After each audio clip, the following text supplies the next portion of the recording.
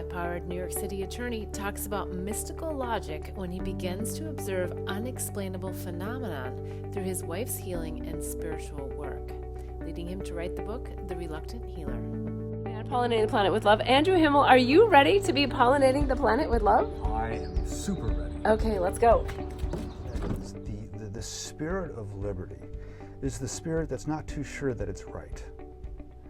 And that really resonated with me. It's like, okay, you can be liberated without being certain. As a matter of fact, some people think that that's the only way that you can be liberated, that you have to resolve all uncertainty, all doubt, all turmoil in order to achieve peace and happiness. I no longer believe that. And if Hear who's up next when you like my page, Beth Bell Live, and join me each week as I invite a new guest into the mobile recording studio to help in pollinating the planet with love. Welcome everyone to the Pollinating the Planet with Love show. I'm your host, Beth Bell, and we're here to talk about those life journey lessons and of course those pearls of wisdom that we learn along the way. Today's guest is Andrew Himmel, who practices law in New York City and is a founding partner of Himmel and Bernstein LLP.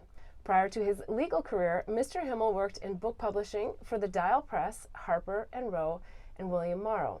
He's recently launched his book, The Reluctant Healer, which has won distinguished awards for its vulnerable story of a man who is torn between doubt and belief. Andrew lives in Manhattan with his wife, the universal energy healer, Michelle Lagamba Himmel. Welcome to the show. Welcome, Beth. Thank you so much for having me here. Yeah, I'm very excited to have you here because I know, dare I say this so early on, but I think you are probably a majority of spiritually conscious women's dream come true. I did go to your book launch. That's how we met. It was a miraculous alignment.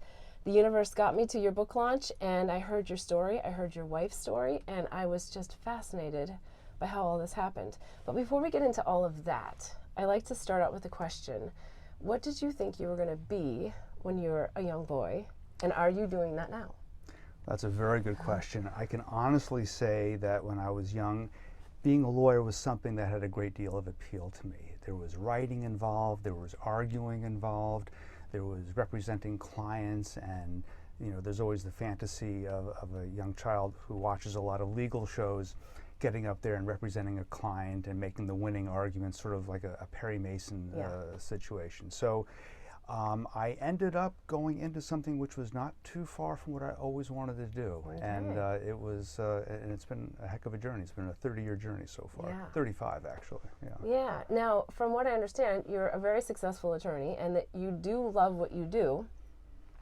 I do. But some interesting things came into your life. So take us back to that, maybe some of the early points where you didn't really know what you were getting yourself into. Yeah. Well, sure.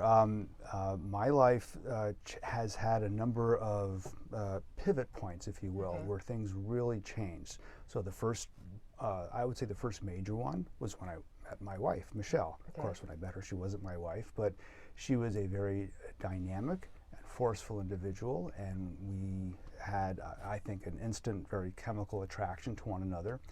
And, but still, I would say that as cataclysmic as that introduction was, and we did get together and we did get married and we had a child, but I would say that I was still an attorney. She was still a very highly educated, highly intelligent Stanford graduate.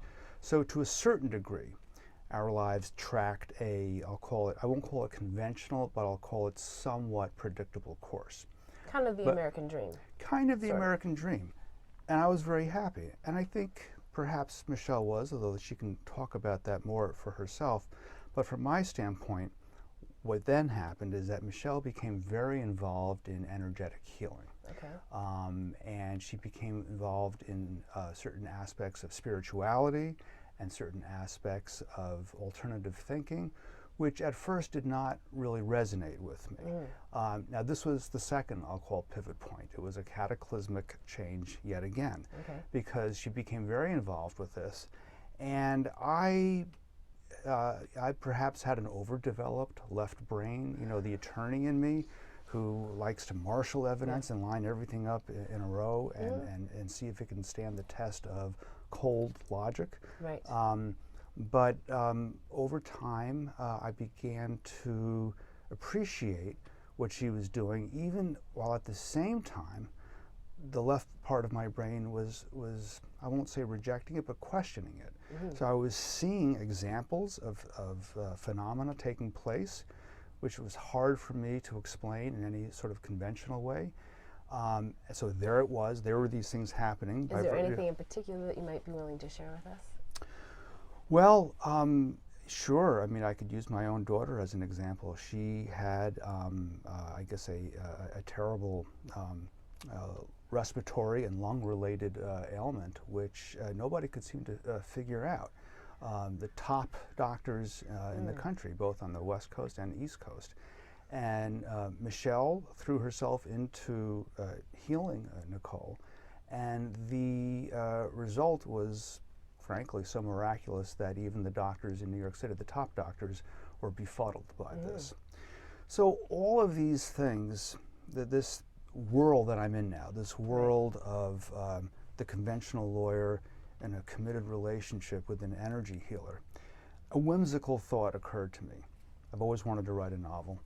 So the whimsical thought was, what if I wrote a novel about this very dynamic, not a strict autobiography, let's make the main characters 30 years younger and let's not have them married, but let's have the core dynamic part of the novel.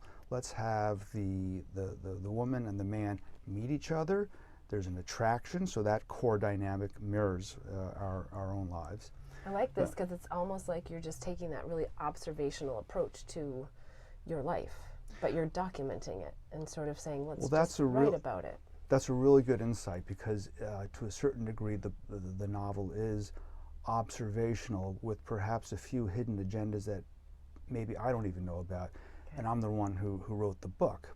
But still, sometimes agendas creep up in the creative process, and sometimes spirit creeps in. Spirit creeps in, creativity creeps in. The idea was, so let's explore this dynamic, but let's add one more twist to it. Let's add the twist that the conventional, skeptical attorney, all of a sudden, or perhaps not somewhat gradually, begins to exhibit certain capabilities of his own in the healing world, if you will. That really brings the dynamic and the conflict right in front of him, because now he has to grapple not only with his pre-existing skepticism, but that skepticism is now brought right up to him, because now all of a sudden he may have these capabilities. Now, were you writing this at the same time that you are actually experiencing maybe this heightened awareness about capabilities, or your personal story, or are you sort of projecting it forward saying, well, what if this were to happen? It's a great question. I would say I was not exhibiting, at least consciously, any aspects of my own healing capabilities. I was experiencing certain aspects of Michelle's own healing capabilities, and so, but in the fictional world, or when you write literature, novels, you don't track necessarily an easy to follow course. You mix things up, you disrupt things. The novel, I think, if it's about anything, it may be about spirituality, it may be about conflict, but I think mainly it's about disruption. The value of disruption. If you're stuck in some way in your life, maybe disruption, which can be an unpleasant, unsettling, imbalancing phenomena, but it can also be liberating. So to me, the book is about disruption, which leads to liberation, which leads to considering notions that perhaps you've never considered before. The book is not a work of advocacy. It's not, but neither is it a book that intends to take down, the notions of healing. It's a raw expression, I guess is the best way that I can put it. The book, in a raw and unfiltered way, expresses the doubt, the uncertainty. How much did you write and then rewrite?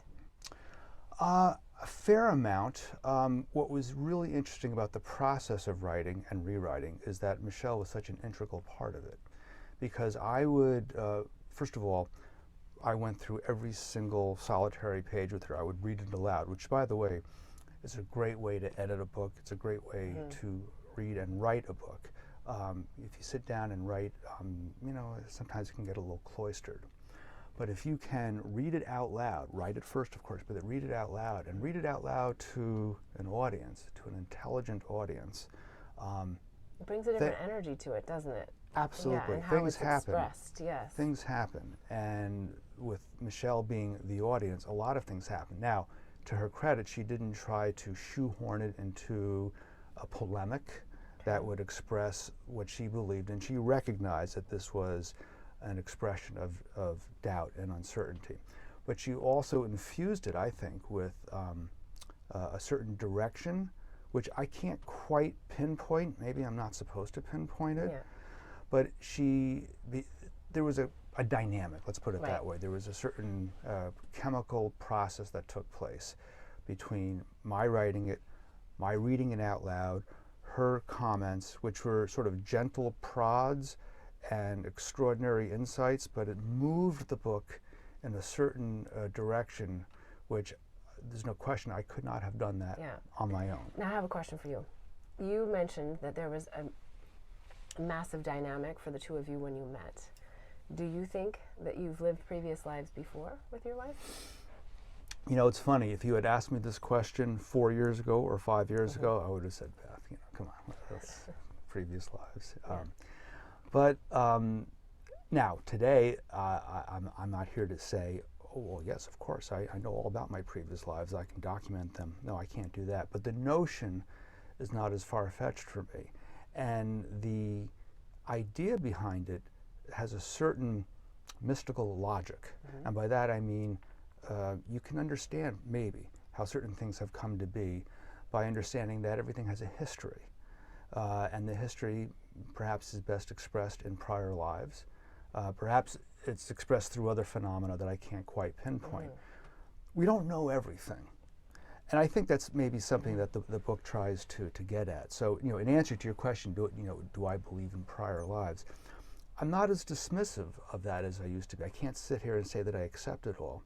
But we don't know everything. If I learned anything from writing this book, from living with my wife, it's that you have to be open.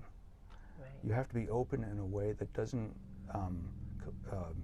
conclusively rule out possibilities. So here's another question, and I want to sort of get back to the train of thought that we were on, but how, or what maybe would be a pearl of wisdom you might share with other men or women who are not open? How do you get there from your perspective? I'll start with the simplest answer, which is be open. And to be open, it's not as simple as it sounds. You have to work at it. Be open isn't just simply a state of being where you just, hit a button and you program yourself to say, okay, now I'm open, now I won't. No, you actually have to work at it. And I don't know that it's something that you can do in 5 minutes or 10 minutes. It's a process. So that's the simple answer. To dig into it more from a procedural standpoint. But I think I heard you say, to have the intention to be open, right? Just at least step up to the plate to say, I have this intention to be open. Right, and the way you do that, I think, the way that you have the intention to be open is don't be reflexive, don't be dismissive. That's hard. That's hard to do, because I think a lot of people, when they're exposed to this world or to anything, it's not just the world of spirituality. It could be a lot of things. But let's stay with spirituality and universal and energy healing, because that's what we're talking about. There's a knee-jerk reflexive response on the part of a lot of people. And what happens is that you do yourself a disservice. You might, ironically, as the skeptical recipient of this information, you may be in a better position in the final analysis to find something amiss about the world of spirituality, but you're going to be in a better position to do that if you're first open to it. Being open doesn't mean just one direction. It could be that being open means that I'm fully open, I'm fully receptive, and you know what? Having gone through that process, I don't accept this. I think there's a danger in thinking that open-mindedness means unidirectional. Right. It's not unidirectional. Openness is risky business. Yeah. Because it could end up, you could end up in a conclusion that is perhaps not acceptance. Yeah. Well, and I think fears start to creep in, right? Because you become vulnerable when you're open, because it might shatter your whole reality of That's what you right. think and how you think the world works. We're going to go on a quick break. Sure. When we come back, I want to hear what is maybe one of your biggest fears that you had to overcome as you've been on this journey. Okay. Okay, we'll be right back. Thanks. Blossom Bliss products are designed to help empower pure love and purpose in your life. It's through the power of words, flowers, and symbols that our products assist you in creating a blissful life. The power of words in our mini mantra word bar necklaces assist you in setting and blossoming your personal intentions. The affirmation cards leverage the power of flowers by providing daily inspiration. And the power of symbols in our life journey bracelets are great reminders of the things that bring us peace, joy, and love. Products are made and blessed in Bali with love by Balinese artisans who work with empowered hearts. When you purchase jewelry with a bee charm, we donate to save the bees. Join us in pollinating the planet with love. Go to our website, blossomblissbali.com. Again, that's blossomblissbali.com. Okay, we're back, and we're here with Andrew Himmel, and we were just in a juicy spot where I was asking you about one of the biggest fears, because we were talking about, crushing your reality. Being open oftentimes means that stuff's going to come in that doesn't necessarily feel comfortable in the beginning. So, and it's a journey, and it sounds like we're all still on the journey. So, what would you say is one of the biggest fears that comes to mind that you had to overcome? There are a few of them. One of the earlier fears when Michelle became involved with her pursuits is, wait, what's going to happen with us? We're married. We've been married for maybe, 10, 15 years by this point. We have a child. And is all this going to disrupt my tidy little world?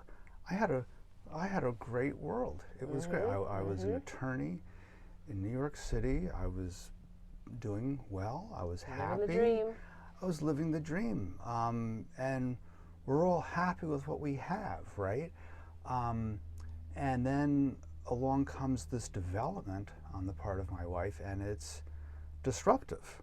Yes. It's disruptive. So the first fear, I think, was, oh my gosh, this is going to disrupt our world. And then a related fear, as Michelle became more involved in, is there going to be a disconnect between the two of us? Because do I feel some pressure now to adhere or to believe? Yeah. And the funny thing about belief, and I think it's obvious to anybody, you can't just switch on a button and say, okay, I now believe. Yeah. It's going to be convenient. Well, unless you have an experience, sometimes that just flips that switch. Well, right. In other words, something might flip the switch for you. Life, experience, events, developments. But you can't just sit in a static situation and say, okay, it's going to go a lot easier for me, my life, my marriage, my family, if I just go along. So I'm going to flip that switch, and I'm going to be a believer. That's kind of what you did, or no? I couldn't do that. I can't do that. Okay. because there, to me anyway, and I don't mean to speak for everybody, I can't. It's not coming from within me.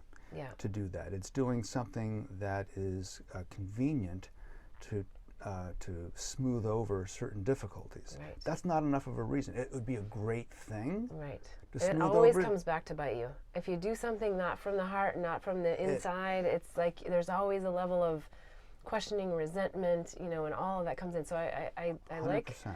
like to hear the honesty. So then how did you sort of move through this? What happened? Well, you might say that I haven't fully moved through it, and in fact this book is a product of somebody who has not fully moved through the entire process.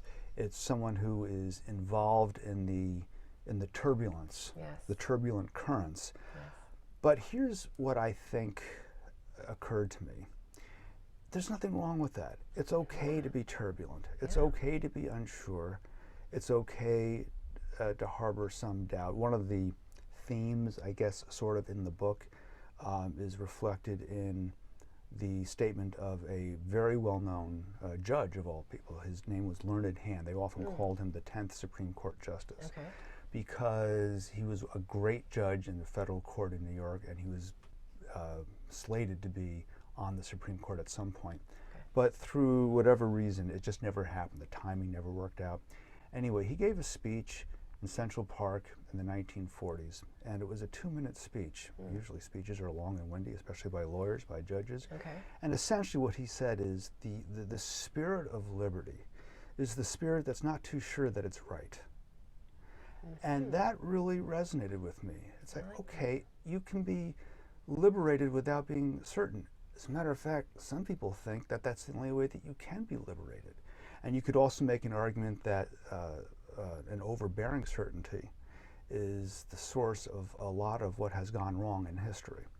So it began to occur to me, it's okay to be uncertain, it's okay to be doubtful, it's okay to live with this. There's a certain tension, there's a certain turmoil, but where is it written that's not manageable, that you have to move past that you have to resolve all uncertainty, all doubt, all turmoil in order to achieve peace and happiness? I no longer believe that. And if there's anything that I've learned in writing this book, which forced me to explore aspects of my marriage and my life, it is that. It's that turmoil and uncertainty and doubt are things that don't necessarily devalue your life or chip away at your happiness or serenity. It's part of the challenge. It's the like part of the opportunities joy. to grow. That's right. Opportunities to grow is part of the joyful challenge of being alive, of being a human being. Wow. Okay. Now, did we get to the actual fear? I guess it was the changing of the reality, and that's how you were able to come through it. At what point did you say, I'm going to write a book? And was there some fear around that? Because I mean, writing a book, like I know you wrote it sort of with other characters, but it's still very reflective of your life. It's very reflective of my life. It was really just a whimsical thought. In fact, and Michelle will probably talk about this, I'll just say briefly, we were in some location, I can't remember exactly where it occurred to me, I'm going to write a book. And the name of the book is going to be The Reluctant Healer. I love that name. It's just so perfect. I don't quite know what the book is going to be about. Yeah. But maybe I did. Maybe the title kind of sums it up. The Reluctant Healer. Why would a healer ever be reluctant? A lot of healers are, we were talking before about being very certain and very definitive in the way they approach life. And some people have read the book. Healers, sometimes, some healers have loved the book. Others have not. And they have said, in effect, don't dabble in our world. Don't dabble in it. This is serious business. We don't traffic in doubt. We don't allow doubt to infect the way that we approach our life, our livelihood. And that, I think, struck a chord in them. And that's okay. I don't mind that. But it's interesting how that it had that kind of impact. Yeah. What do you think they were most resistant to? The doubt. I think they were. I think but that. Isn't that what everyone struggles with? Is this doubt, and that's like the whole point of the book. It is the whole point of the book, and it is something that we all struggle with. And somebody asked me once on an interview, how do you know if a healer is a good healer or a bad healer? And that was somewhat beyond my capability to answer. But I have this sense, whether it's a healer or an attorney or anybody, that if you have some degree of humility and understanding that you don't have all the answers, I think that you're going to end up handling your livelihood in a more effective way. So I think that with some healers, not all, but with some healers and some people who are in the spiritual world, there was a notion that you are delving into a world of uncertainty, and that's antithetical to everything that we try to accomplish. Right. And to them I say, you may be right, but you may not be right. I'm not really sure, But the best that I can do anyway is to just express in a very raw and personal way my own sense. For me to accept their criticism, what would that mean? Would that mean that I would write a different book? I couldn't have written a different book. The book is a reflection. An equally valid book could have been written by somebody, and it could have been entitled The Absolutely Certain Healer. And that book might be just as valid as mine, because their expression of their own raw individuality would have resulted in a different approach, a different paradigm. Yeah. And there's nothing wrong with that. I can only do what I was able to do based on my own life experience. Yeah. Now, how did you take what you were writing in this book, and maybe even now, into your law practice? Because you're open in a different way, and I would imagine that you're experiencing different things, even if it's just energy between people and reading people and knowing who's the good guy, and not that there's good and bad, but you know, like intention, like where the intention's coming from. How have you sort of incorporated, because it's a big stretch? Oh, it's a great question, and the best way that I can say to approach that is, you know, I'm still a lawyer. I'm still largely primarily a litigator, so I still have to get involved in fights, in legal squabbles. But you know, well before I wrote this book, it was a reality that most cases settle anyway. And so perhaps what this book has done is pushed me towards trying to find ways to resolve things. You still have to use the tools of pushing forward, of making arguments, of winning motions, of winning trials. Right. But that's a very lengthy spectrum, and you know, in the course of that spectrum, you can find opportunities for resolution, and maybe that's what's, you know, it's funny. I had a court conference just yesterday morning, and the judge has a new protocol, which is every conference that's before me, even though you're here for a motion or you're here for a pre-trial conference. But I'm going to add one more thing into the mix. Every conference is a settlement conference, whether you like it or not, whether you're planning on coming here or not, whether you're throwing things at each other or not, and you have no intention of reaching any kind of resolution.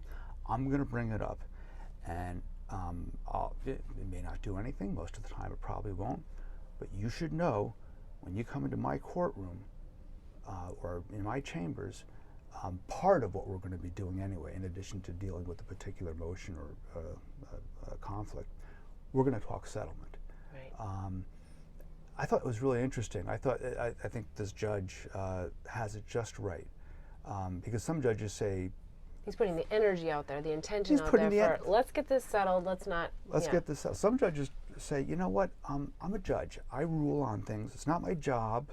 I don't really care. I've got 50 other cases out there in the courtroom, counselor. You want to settle? Knock yourselves out. Be my guest, but it's not my job. This judge has made it his job. I like and even if it's only 10 or 20% of those cases that come before him get settled, that's more than the other judges who are just, you know, allowing the conflict to fester. Yeah. So. But that's interesting, because now you have a different energy that you're running because of all of this. So I would imagine that you've had some impact on your colleagues as well, if you're comfortable to speak about any of that. In a perfect world, that would be the case. I'm not sure that I'm there yet. Okay. I'm not sure that my colleagues are there yet. On the other hand, they might be in ways that I'm not maybe cognizant of. Okay. I had a case recently. I'm dealing with a very, very unpleasant lawyer. And in the past, my typical approach would be to be just as unpleasant as he was, because, I don't know, it felt good. I felt like I was equalizing the situation. I was leveling the playing field. With this particular person, I tried something a little different, which was I just was extremely polite with him, even though he was an exceedingly obnoxious individual. It's too soon to tell. I don't want to make this a fairy tale ending. But it seems like our discussions have leveled out a little bit. Yeah. Some of the tension has dissipated. and some of the possibilities of resolution have perhaps increased. So we'll see what happens. Yeah. We'll see. Okay. Okay. Well, we're going to take another quick break, but when we come back, I would love to hear how your dinner conversations with family and friends might have ever so slightly or dramatically changed. So right. we'll take a quick break and we'll be right back. Thanks. Blossom Bliss products are designed to help empower pure love and purpose in your life. It's through the power of words, flowers, and symbols that our products assist you in creating a blissful life. The power of words in our mini mantra word bar necklaces assist you in setting and blossoming your personal intentions. The affirmation cards leverage the power of flowers by providing daily inspiration. And the power of symbols in our life journey bracelets are great reminders of the things that bring us peace, joy, and love. Products are made and blessed in Bali with love by Balinese artisans who work with empowered hearts. When you purchase jewelry with a bee charm, we donate to save the bees. Join us in pollinating the planet with love. Go to our website, blossomblissbali.com. Again, that's blossomblissbali.com. Okay, we're back with Andrew Himmel, and we were just about to talk about the conversations at dinner with family and friends and maybe how that's changed, because you've had such an enormous transformation, or, I think things kind of went along the way and stuff was happening, and we talked a little bit about how you're feeling the energy in work, but what about family? Were people like, what's going on with Andrew? What's happening? Well, remember, I have not become an adherent to any particular cause. I'm not a follower of any particular individual or movement. What I have become is more open. So the shifts in conversations with my parents and my friends, it's subtle in nature, because it's not as if they're now looking upon somebody who, oh my gosh, you now believe in all of these systems and all of these protocols. No, it's not quite that simple an equation. I kind of get that you're the guy that's getting people to ask more questions. Well, that's a great way of putting it. Another way of putting it is, I feel that the book, perhaps myself, but the book is a bridge. The book is a bridge. I can't say that I'm the first person who's characterized it that way. So what is a bridge? Look, when somebody believes in something, when somebody is passionate about something, it's not in our nature as human beings to just do it only for ourselves. We don't go into a room and say, okay, I am now passionate about the system of belief. I'm just going to sit in this room because it's enough for me to convince myself. That's not who we are. We're social beings. We want to reach out. We want to, if convince is too strong a word, we want to share. That's what we do. It's how I think we're genetically programmed. It's why we group ourselves into factions, whether it's political, whether it's spiritual, whether it's religious. And so I'm no different. And so what group am I promoting? A bridge, perhaps. Perhaps this, what I've tried to do in this book and what I try to do in my dinner table conversations and what I try to do with my interactions is reach out and say, you know what, here's something you might consider. I am not promoting this, but I am promoting the idea of openness. So there's a bridge between spirituality, let's say, and science. In fact, well, I'd like to say that I'm the one who came up with it, but I'm not. One of the endorsers of my novel is Larry Dossey, who's a very prominent physician and spiritualist. He started his life out as a physician, and then he became very immersed in spirituality. And what he said was, there's a false choice between spirituality and science. Now it sounds nice, it kind of goes down easy, but it's really quite profound. In other words, there's really no reason why a scientist has to say, you know what, because I'm a man of science or a woman of science, I just don't accept these notions. That's the false choice paradigm that I think affects and infects a lot of people's thinking. If there's a recognition that there may be a bridge, then both worlds can benefit from each other. And so that's how I see this book. That's how I see where I am in my life, and it's how it's affected my conversations with people.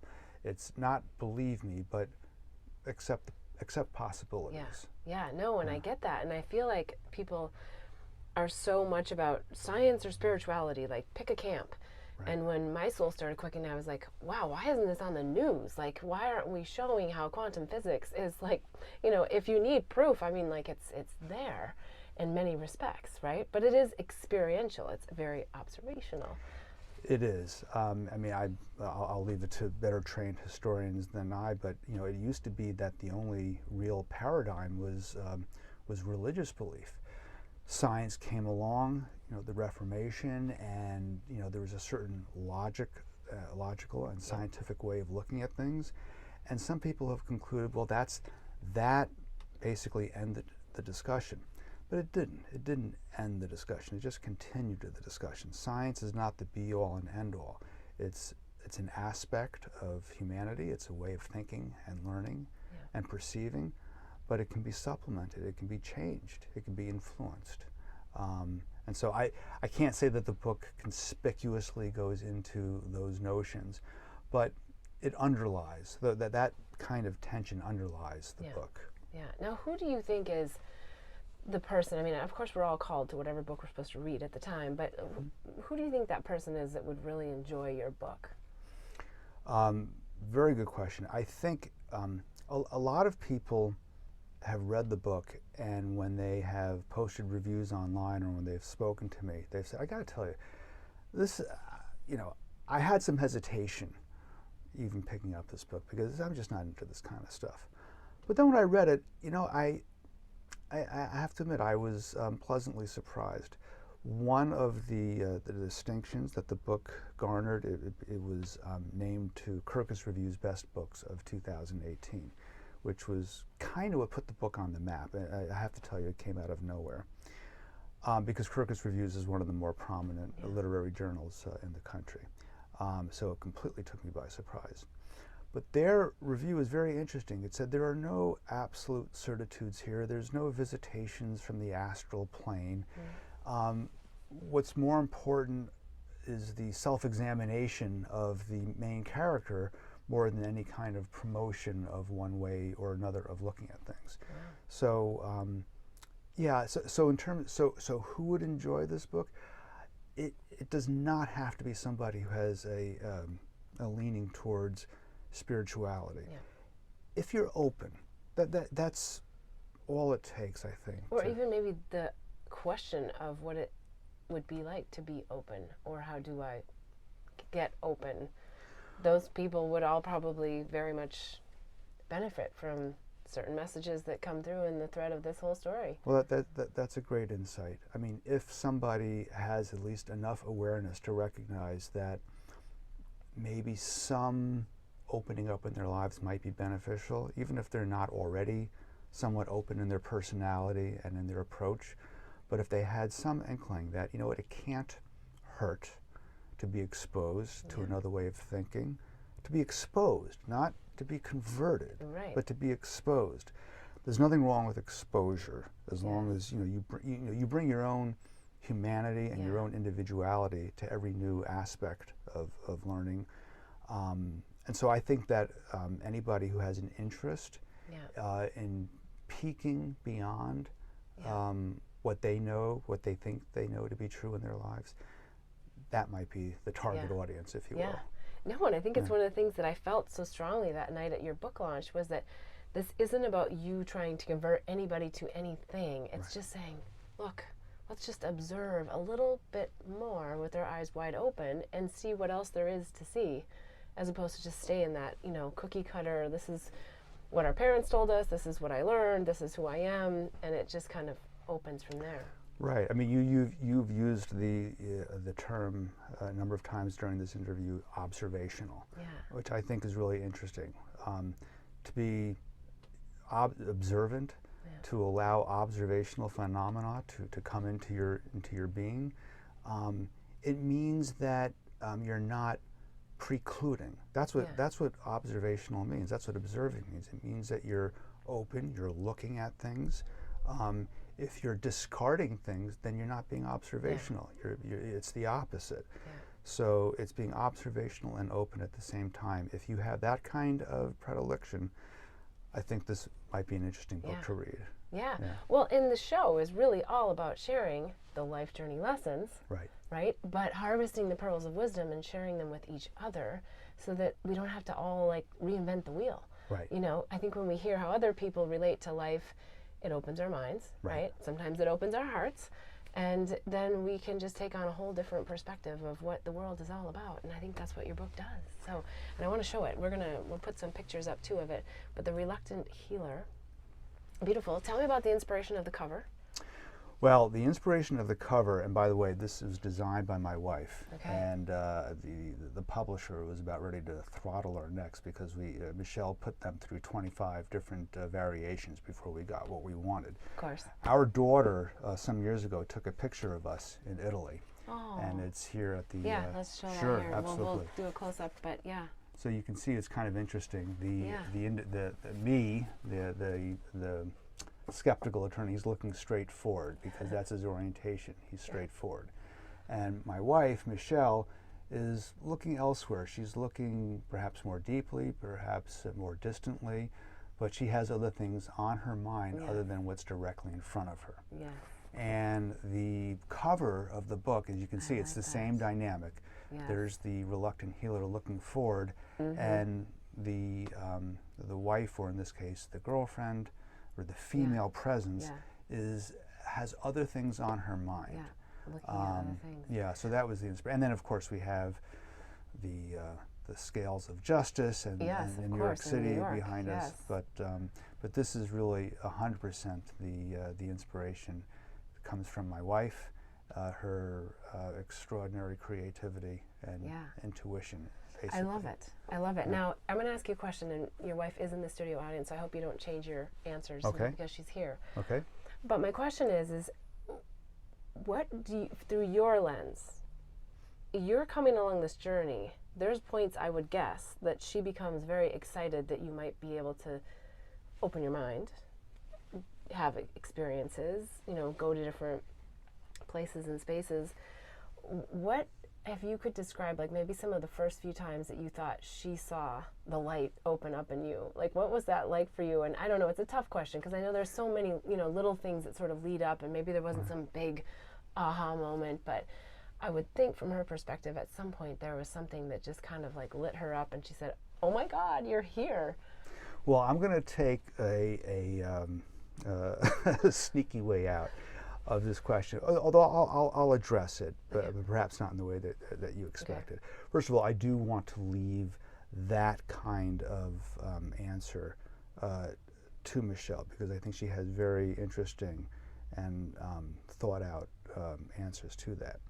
But what I can say is that I think along the way there has been some degree of frustration and some degree of gratitude for the way that I've gone through this journey with her.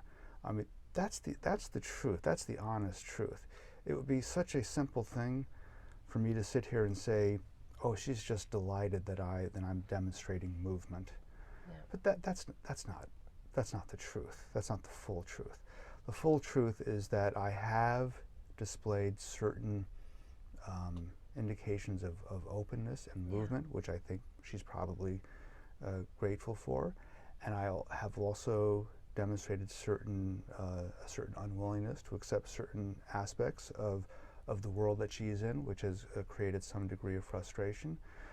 But again, I guess I just keep coming back to, where is it written that everybody has to be on the same page? I don't buy that. I don't buy that at all. I think that it's okay if you're true to yourself, and if that truth leads a committed couple to experience some degree of turbulence. Yep. It's not only not the end of the world. There may be a certain beauty to it. Yeah. That's hard to capture. It may not be comfortable. Yeah. But it's interesting. Yeah. Any thoughts on how it's changed your relationship? I think that I have become more open and accepting more. Not I'm not at the end of the. Well, I think until we're Buddha or Jesus or Krishna, like we're on the journey. Right. I mean, even they were on the journey, but. So I think that there's some degree of appreciation on my wife's part. Again, I have to let her speak to this because I think that she, in this area, in this field, she is so much more insightful and articulate than I am. But I think that there is a recognition on her part. I deeply respect what she's doing. And frankly, where I am now is quite a bit different from where I was 6 months ago or a year ago. I used to be politely but definitively dismissive of what she does and what she can do. I'm not that way anymore. I sort of keep it to myself more than I should, but because maybe I don't quite know what to make of these changes in myself. But they are changes and they are taking place, and so I think we're working towards jointly a final destination. I just don't know where that is or what it's going to look like. Well, and that's the exciting part. We don't need to know, right? That's right. It's that's just right. to be I believe on that the we journey. don't need. Yeah. Yes, wonderful. Okay, so we're coming down to the end of the show, but Sure. What's next for you? Well, I certainly thought about and probably will write a sequel to the book.